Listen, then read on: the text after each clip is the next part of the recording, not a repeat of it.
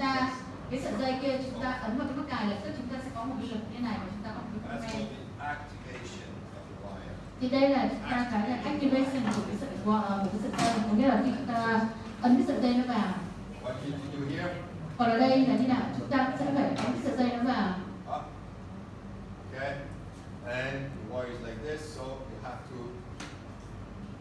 activate it this direction. Và cái sợi dây chúng ta nó sẽ là chéo như này, do đó mà nó sẽ tạo ra moment như này. Okay, so what happens now is, sorry, when you deactivate, so now the wire is like this. Như vậy, bây giờ cái sợi dây là như vậy.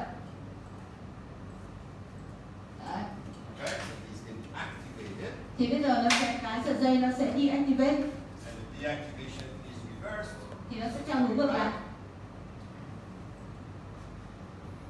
That it? Always wrong. Okay, and this guy is coming down, first coming up. Đấy. Và cái hướng moment. Như vậy đây là cái hướng di chuyển của răng này.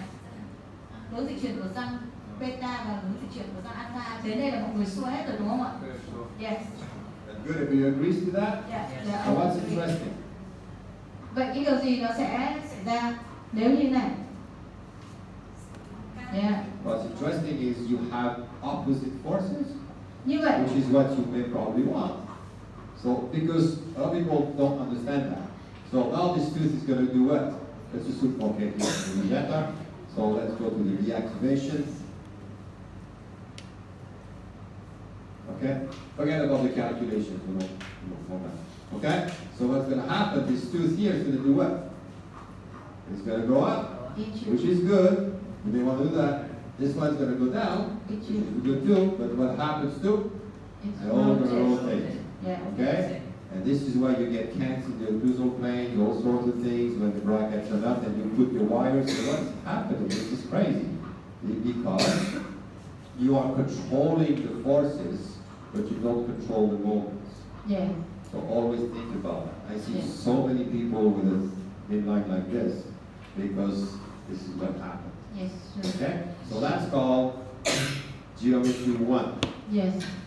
I'm going to talk about 2. It's very simple. I'm not going to spend too much time. Yes. Okay? Yes.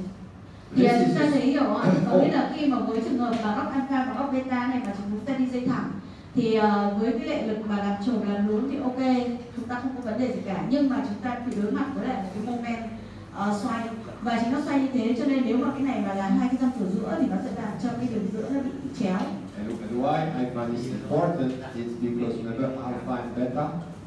Now we have alpha beta springs that control this, so we'll bend them together also. So you can control the force and you can control the moment. Như vậy chúng ta sẽ thay đổi cái góc alpha và góc beta để chúng ta có thể kiểm soát được lực và moment. Is this something? No, I should do the midline here, so you do a tooth above and tooth below for your Okay. geometry. All right. So that's the deal. So always remember when you have teeth at different levels that just putting a wire is not going to be magic. You're going to start rotating like crazy. So it may not be the best idea you ever had. Okay? Như vậy thì chúng ta nhớ là khi mà chúng ta dùng dây thẳng như thế này, nếu như chúng ta không thận trọng thì nó sẽ bị gây ra cái mặt phẳng cảm nó chéo, và đấy là cái không phải là cái kỳ diệu xảy ra đối với kỹ thuật dây thẳng. So the geometry 2 is almost the same, but there is an interesting aspect of it. Let's assume you have a canine that is angulated here, okay, and you have extracted a premolar, and these are the rest of the teeth, and you say, well, I'm going to put the wire right here, and it's going to go there, and the thing is going to drop like a stone, and everything going to rotate. I'll be very happy. Okay. Một cái thứ hai nữa là cái geometry 2. Geometry 2 đây là giả sử như nếu trong trường hợp mà cái này là cái răng nanh, cái này là cái răng 5 và ở đây chúng ta nhổ cái răng 4 đúng không? Thì ví dụ như khi mà chúng ta có cái răng nanh nó lại mọc ở cái nách tiền đình chẳng hạn, bây giờ chúng ta mục tiêu chúng ta là kéo cái răng nanh nó xuống đồng thời kéo ra sau. Vậy thì chuyện gì nó sẽ xảy ra? The only difference now is the two lines, the green line, the two brackets that are parallel. So this green line is actually meeting the bracket here. Okay, so then is alpha equals beta? No. No. So alpha now is bigger than beta. Yeah. Okay. Trường hợp thứ hai nữa là như thế này, thì khi này là cái trục của hai cái mắc cài của hai cái răng này lúc này nó không song song với nhau mà nó sẽ tạo với nhau một góc. Và như vậy thì cái alpha ở đây nó sẽ lớn hơn beta rất là nhiều. We can do the same exercise. You're going to find that you get the same forces, but what happens to the moments? Tôi giả sử như lực thì là giống nhau, vậy thì còn moment thì làm sao? When you go for your wire, you need to put a lot more force to get there, a lot of moment, or less. So Nếu như khi mà nếu như khi mà chúng ta mà có cái hình như này thì khi chúng ta rút cái dây này vào đây thì chúng ta cần phải một cái moment rất là nhiều, chúng ta mới nhét cái dây vào, hay là chỉ cần một ít moment thôi. So what happens is you put less moment to put the wire in, so when it deactivates, you get less moment, but what's really interesting is unlike what you think, this tooth is not coming this way. It's going this way, going the wrong way. You've seen that many times, right? Yes. This is okay. Yes. Dr. Knock understands what I'm talking about. Yeah. Thì là chúng ta thấy rằng là khi mà chúng ta phải mất rất nhiều cái moment để chúng ta cho cái sợi dây nó vào, thì chúng ta nghĩ rằng là khi mà đưa moment vào thì răng sẽ xoay theo hướng này, đúng không ạ? Nhưng trong thực tế nó không xoay theo hướng đấy mà nó xoay theo hướng ngược lại. The best application is you have an extraction case and the canines are like this. You put a wire like that, you say this is going to be so cool. No man, you're dropping the tooth, but you're torquing it the wrong way. Yes. So you're working too hard for no reason. Yes. That's why I'm putting this theoretical concept, but I'm giving you why we are teaching you that today. Yes, yes. Chính vì thế mà trong cái trường hợp như thế này, nếu như khi chúng ta nhổ răng và chúng ta đi cái dây thẳng vào, thì chúng ta chắc chắn là chúng ta sẽ gặp vấn đề về sau này khi mà chúng ta chỉnh trục của các cái răng. So you have to make some special adjustment. I mean, you can do it, so the tooth is going to come here, and you have to bring it back and whatever. But if you understand this, which again, I'm telling Dr. K, few people understand because it's not taught much anymore. But I was so frustrated with this system when I was working that I learned it because I said this is not correct. And this, it took me a long time. I always thought that if you take the wire this way, this one will rotate this way, this one will rotate this way. Yeah. Oh, so something else. Và còn cái gì nữa? Tức là thầy cũng nói là thực ra là cái này thì cái thời đầu tiên khi mà thầy bắt đầu tiếp cận với cái kiến thức này là thầy cũng cảm thấy rất là nó rất là frustrated, rất là khó chịu, bởi vì nó rất là khó. Tại làm sao nó lại cứ xoay theo các cái hướng mà đáng lẽ mình nghĩ như vậy nhưng mà xoay theo ngược lại. Thế nhưng mà dần dần mình cũng sẽ hiểu và cái này nó có ý nghĩa rất lớn trên lâm sàng. The way in which when I started working with Dr. Retruvi and we're going through these, I had not been taught any of this stuff before either. Yeah. Okay, so this was news to me too. Và thầy cũng nói, thầy Nhân Cây cũng nói rằng là cũng chưa bao giờ được học về cái vấn đề này. Kể cả ông ấy cũng được đào tạo bác sĩ Trình Nha rất là thực tế nhưng cũng chẳng ai dạy trong cái vấn đề này và ông cũng mới biết cái vấn đề này. But it started to make a huge difference with what I did. But the only way in which I could start to understand this was by drawing in this middle line, which is what I've done here. Okay. So now this is my wire. Okay. Because what I had to understand was that I was deflecting the wire to go into one tooth and deflecting the wire to go into the other tooth. Instead of thinking, oh, this is my wire here, I'm only deflecting it in here. No, you're deflecting it to come down. It goes like that, and then I've got to curve it this way to go into there, and I've got to bend it up here, but I've got a little bit less deflection to go into there. That then started to make sense to me in terms of, okay, why am I getting different forces? Why am I getting different deflections? And it was because I started to think of the wire in the middle, deflecting to one bracket, deflecting to the other bracket. Different amounts of force or different amounts of deflection will give me different forces and different moments. Yeah. Thế thì để mà cho một để cho chúng ta dễ hình dung thì bác sĩ Nhân Cây có nói là bây giờ chúng ta cứ giả sử là bây giờ chúng ta có hai cái mắc cài này, thế bây giờ cái dây chúng ta nếu như mà mọi người cũng nghĩ rằng cách thông thường như là bây giờ cái dây nó đang thẳng ở chỗ này rồi chúng ta phải uốn lên cho chúng ta cho vào đây, đúng không? Thì chúng ta rất khó tưởng tượng ra cái moment nó tạo ra ở hai cái răng như này. Cho nên là bây giờ tôi giả sử là cái dây nó sẽ nằm ở giữa cái khoảng cách giữa hai cái răng như này. Thế thì khi cái dây nó nằm ở giữa như thế này Bây giờ để cho chúng ta khi mà cho nó uốn vào cái mắc cài như thế này thì cái góc của nó sẽ rất là lớn. Trong khi đó thì đối với lại ở sang trên thì chúng ta cái dây nó sang cái hướng này không phải chúng ta chỉ cần uốn một chút thôi đã vào đây, bởi vì cái góc này nó sẽ bé hơn, thì để chúng ta dễ hiểu về cái moment. Như vậy thì cả hai cái nó đều chúng ta cái moment và đều có lực. Okay. So something else then. This one is not going the right way. It's coming down, which is cool. Except it's running the wrong way. But the big problem you have here is first of all this tooth is going up, which you may not want. And second off is rotating this way. So what you end up having, if you have an extraction case that you deal this way, when the patient comes back, you have a nice open line here because the premolar, you've seen that, right? Yes. The premolar is up, and you say, what have I done? It's not supposed to happen. This is what happened. Yes.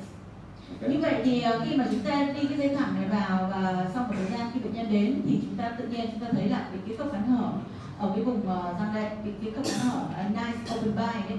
Thế thì chúng ta không hiểu là tại sao nó lại như vậy. Thì đây chính là cái nguyên nhân bởi vì do cái moment này.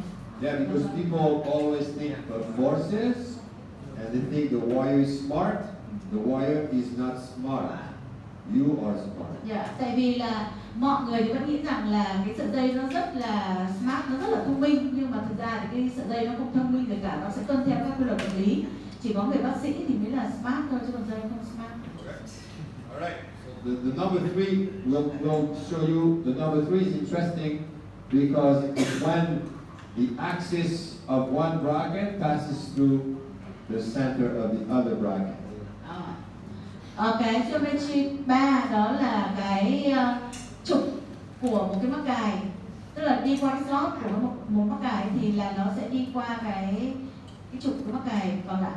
Okay, so what happens then? There is only one alpha angle. No better. Huh? You're talking about the axis goes through. Well, this here now is triangulated, so the bracket now. Exactly what I'm saying is that bracket should actually be angulated like that. Yeah, but I mean maybe I screwed up a little bit. But the concept is like this. Does Okay. everybody understand? This tooth To be a little bit more articulated. would Yeah. actually be. Yeah, the drawing is not best. Sorry, let me do this for you. Cái hình này nó chưa chính xác lắm thì để thầy vẽ lại.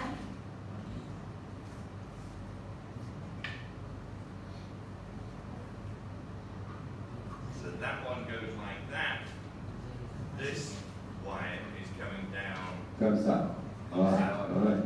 Yeah. That Tức là makes như thế sense. này nhá. Geometry 3. Yeah. Cái geometry 3 là cái slot của cái một cái, tức là một cái mắc cài thì cái slot nó thẳng như thế này. So you Nhưng see, còn cái mắc cài, còn cái răng bên cạnh thì là nó bị chéo như thế này. Và khi mà cái đường, khi mà cái, tức là cái trục slot của một cái mắc cài kia nó sẽ đi qua cái điểm giữa của cái slot mắc cài đối diện.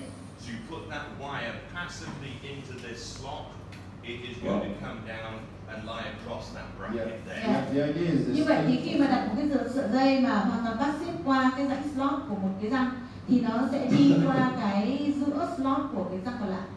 So, despite the fact that it's passing there, you still have a very small moment going the same direction. Thì cái vấn đề ở đây là twist it a little bit. cái That's vấn đề why. ở đây là chúng ta chỉ có một cái góc này thôi.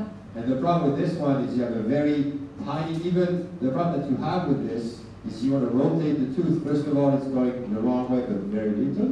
It's dropping, so the axis doesn't change, but there is a big moment on this one to drive it forward. Yeah. Và khi mà chúng ta có hai cái răng như thế này thì ở cái răng này nó sẽ xoay rất là ít, mà nó chủ yếu là nó cái lực dọc nó xuống. Còn ở cái phía răng này thì nó bị xoay rất là nhiều, nó vừa là một cái lực theo chiều dọc nhưng mà vừa bị xoay rất là nhiều đi theo cái hướng này, một cái moment rất lớn. Think about this for a moment, okay? And you go, okay, I've just put that wire in here. That wire is passive through here. Why is there a moment on there? Vậy thì câu hỏi đặt ra là tại làm sao cái sợi dây này nó đi passive qua cái rãnh mắc cài mà nó vẫn có một chút moment này? Why is there a moment on there? Tại sao lại vẫn có cái moment ở đó?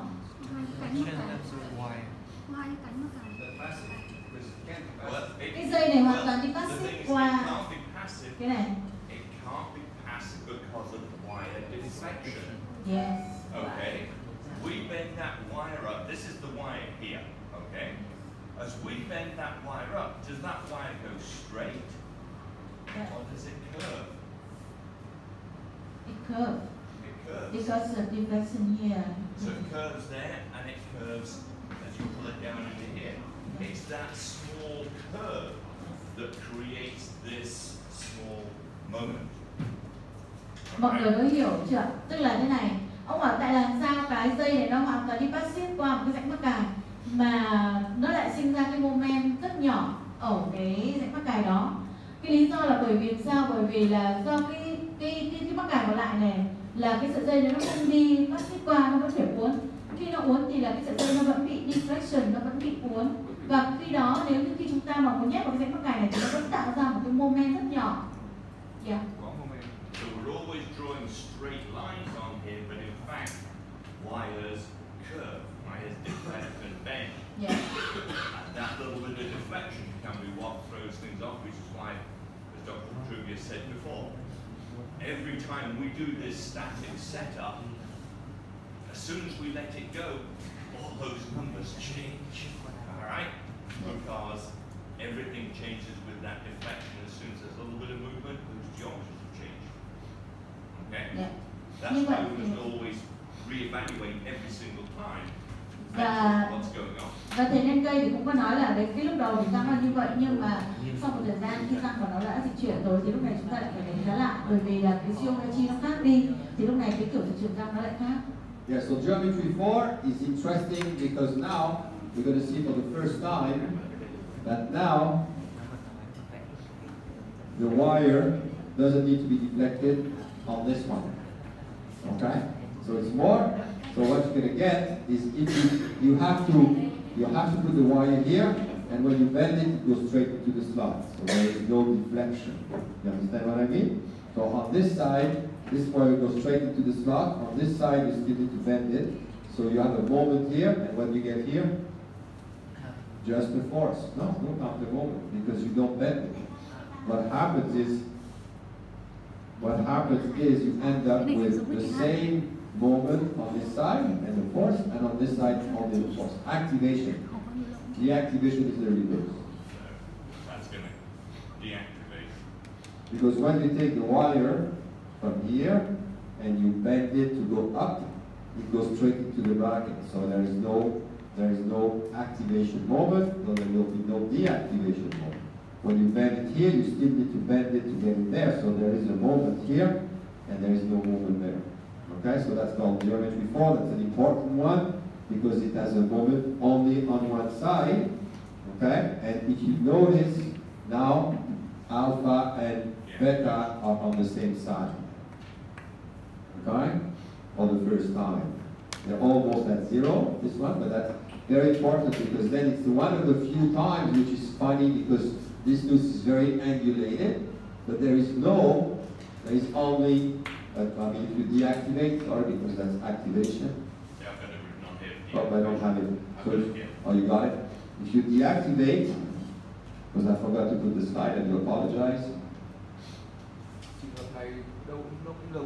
You're going to go down this way. Like this guy goes this way.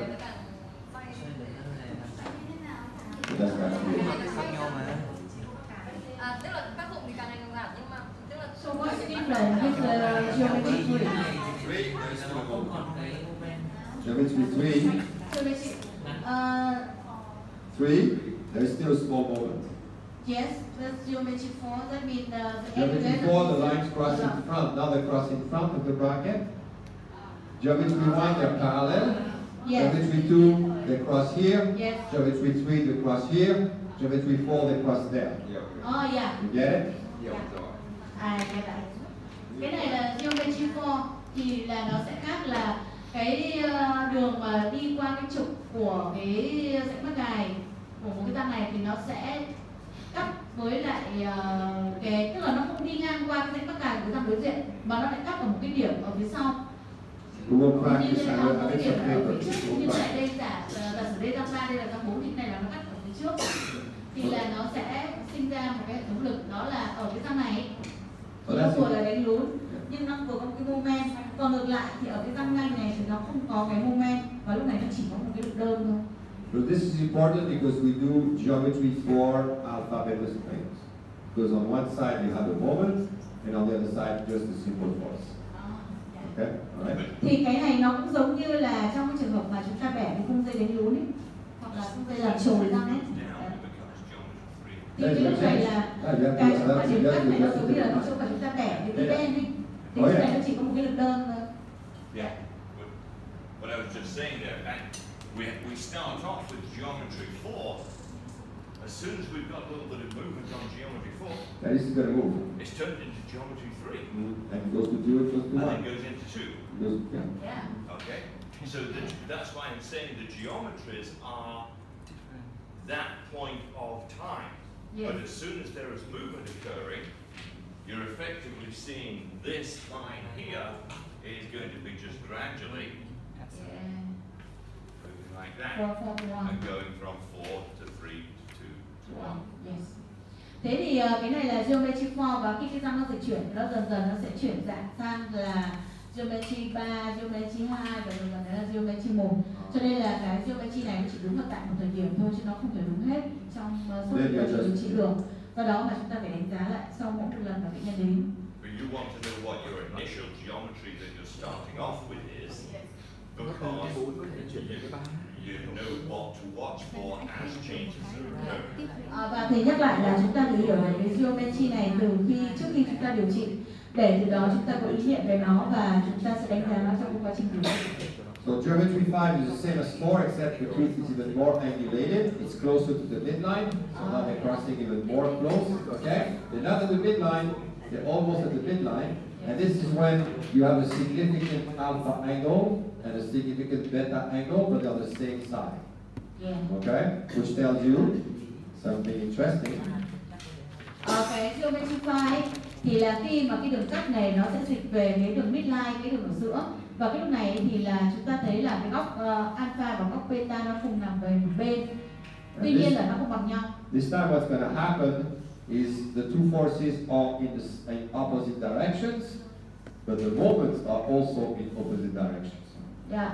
Có một cái điều thú vị đó là ngoài là cái lực theo chiều dọc thì là nó luôn luôn là đối ngược nhau rồi, nhưng mà còn cái moment lúc này cũng đối ngược nhau luôn. That's the activation. I need to bend this wire this way, so it's going to bring the tooth. So finally, this tooth is going to rotate this way and come down, and this one is going to come up and go the other way. Thì cái răng mà bị chéo như này Sorry, là this way. Okay? nó vừa là dịch chuyển xuống dưới, nhưng mà đồng thời nó lại xoay theo cái chiều kim đồng hồ như thế này. Còn ngược lại là cái răng này thì là nó vừa là làm lún, nhưng mà nó lại vừa xoay theo cái chiều ngược của kim đồng hồ. And we'll practice. I mean, just an introduction. But the most interesting one also is this guy, geometry 6. Bây giờ là đến geometry 6. Is when, and you have these sometimes when you have the central incisors are very, how can I say, this is something. Well, they're angulated and they are moving away from each other. Okay, but the funny thing is, then the two axes are meeting in the middle. So what you get as a force system for this one? Cái geometry 6 có nghĩa là khi cái đường này nó cắt nhau ở tại chính giữa, vậy thì cái hệ thống lực nó sẽ là gì? So what's the activation? Activation là gì ạ? So now the wire is almost here. Okay, so all you need to do is bend it this way, bend it this way. Do you have extrusive, intrusive? Do you have forces? Như vậy thì chúng ta có lực không ạ? Moment only. Cái trường hợp này chúng ta sẽ không có lực mà chúng ta chỉ có moment thôi. So this activation moments. I'm sorry. So not activation moments. So what's going to happen? The deactivation is going to go the other way. And what you have here is a perfect setup if you want to basically close diastemas and work one tooth against the other without any extrusive or intrusive forces.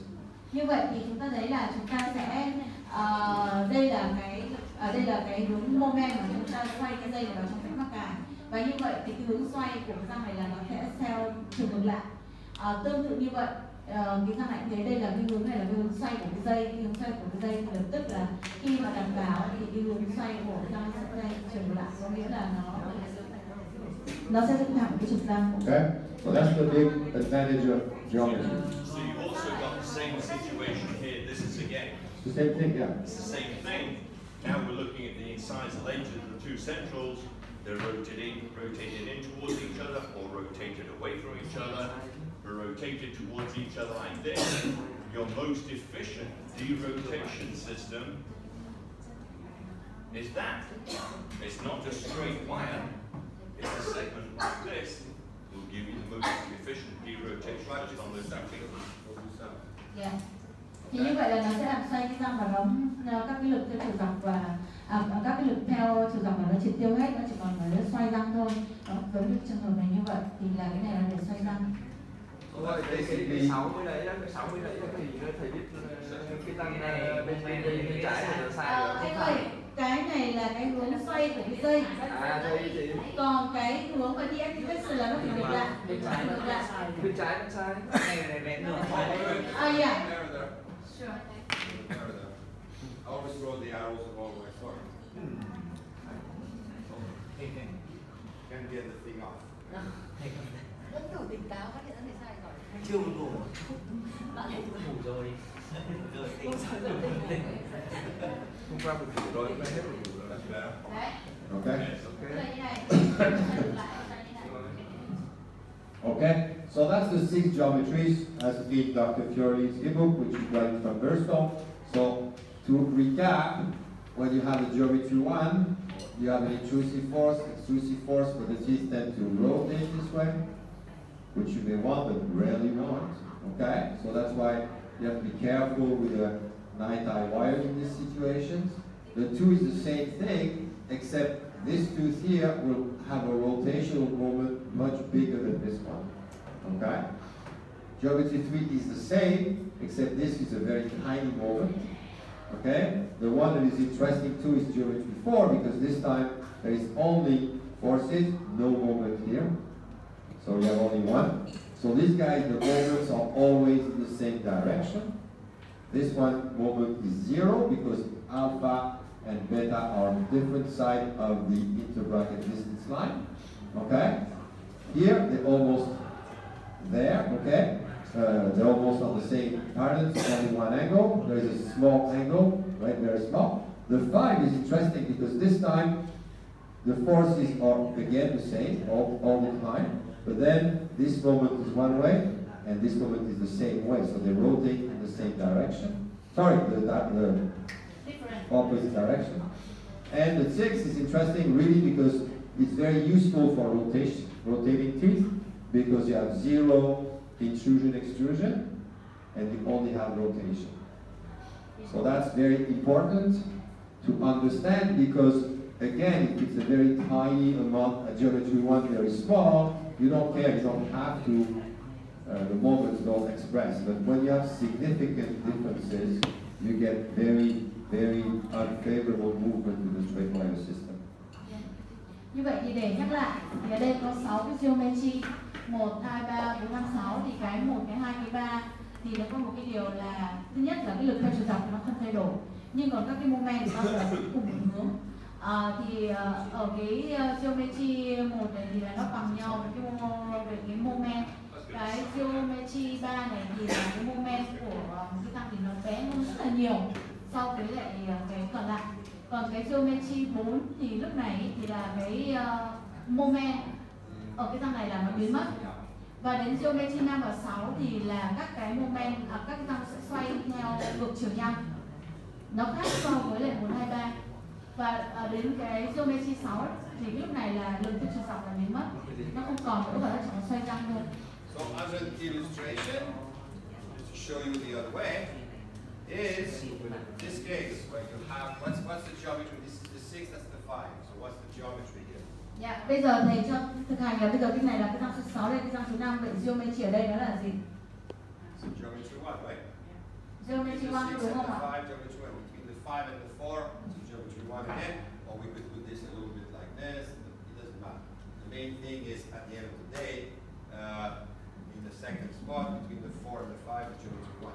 So what happens if you take a 5 và 4 cũng là 1. 016 wire and you do this? Nếu như khi chúng ta đưa cái lò xo vào, khi chúng ta luồn dây vào thì chuyện gì xảy ra?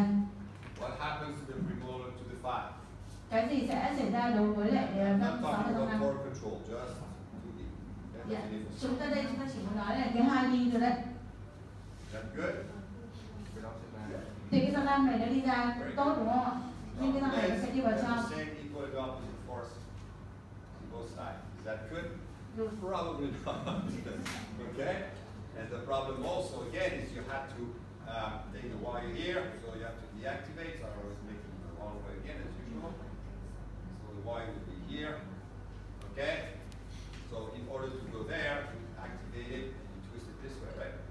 So if you twist it this way, this tooth is going to rotate this way. Răng nó sẽ xoay theo cái chiều đấy. This guy is going to rotate this way and this guy comes forward. Thì chúng ta thấy là hai răng bên cạnh này nó sẽ So xoay. you're going to get Cái a răng này sẽ rotated đi ra. molar and a rotated premolar in cross line, and the 5 is going to be correctly positioned. Fantastic. So basically to move one tooth, you just have a problem with two. Dạ. Như vậy thì sau khi dây nó thẳng thì chúng ta sẽ có hiện tượng như này, và thầy bảo nó cũng có thể là cái răng này nó bị cross line mất. Như vậy thì sau khi chúng ta sắp thẳng được cái răng số 5 thì ta lại bị ảnh hưởng bởi hai cái răng bên cạnh. So then you have to put a TP bar whatever. Chính vì thế đó là cái lý do là tại sao chúng ta phải dùng cái TP bar, cái khung hay là cái để nó giữ lại cái răng 6, đó là cái răng 6 nó không di chuyển. That's one problem we'll have with these geometries. It's very common. Như vậy chúng ta thấy hiện tượng này nó rất là phổ biến. You create your own cross line. Và như vậy thì chúng ta đã tự tạo ra cross line. And I'm sure it happened to everyone, it happened to me. Yes. Yes. Okay? So I always think that, oh, it's a big tooth, this is a small tooth, that's going to work. It doesn't. Yeah. There is a significant deflection. If it's like here, again, it's going to come a problem. Okay? But this is a problem that we have to deal with. So this is why we're going to practice with special springs that will go and get this tooth and bring it. Đó là cái lý do mà tại làm sao chúng ta thấy là rất nhiều các trường hợp sau khi chúng ta mang cái răng 5 ra thì chúng ta lại bị cái răng 6 cross line. Và đây cũng là cái mà chúng ta cần phải tạo một cái spring để chúng ta kéo được cái răng 5 ra.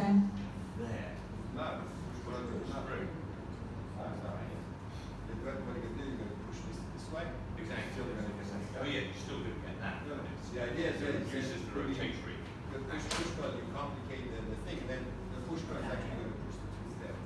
So it means that in this case we Then you have to hit it with that. What I was saying to Dr. Retruvi was just throwing things out here, because you go, okay, I've got a rotation movement here, I've got a rotation movement here, what can I do to stop that rotation? I said, so what happens if we put an open coil spring here, an open coil spring here, that counters that rotational movement, but unfortunately, we still have the movement linearly here on both of these, and it also prevents this guy from being able to come out. So it actually doesn't work. And you think, oh, nice, easy, put the open coil spring in, counters the rotation, it creates other problems that prevent other stuff from happening. Thì có một cái cách, thì tôi nói là có một số người thì đặt cái lò xo đẩy ở chỗ này. Thì là khi mà đặt cái lò xo đẩy ở chỗ này thì nó sẽ sinh ra một cái moment nó ngược lại với hai cái moment này, cho nên hai răng này nó không xoay. Tuy nhiên nó không xoay thì là nó vẫn còn cái lực để hai răng này nó đi vào trong. Đó. So to minimize this in this situation, this is where we use the base. Again, we're only talking 2 dimensions. The base wire across here, there you can have a push coil spring to be able to maintain width, reduce on there, and then a flexible wire coming in to move that. Okay? So let's take a break. You have questions? Một cái cách khác đó là để mà chúng ta khắc phục cái vấn đề này bằng cách là để chúng ta sẽ đi cái dây cung chính là cái dây cung rất là lớn và đủ độ cứng. Chúng ta có cái lò xo để chúng ta đẩy hai cái răng 6 hoặc cái răng 5, răng 6 hoặc răng 4, và đồng thời hai cái dây cung đoạn nhỏ nó sẽ luồn qua để nó đưa cái răng số 5 ra. I had to do it like 5 times because then you look. Now you're going to take it. Oh, that's But it's important because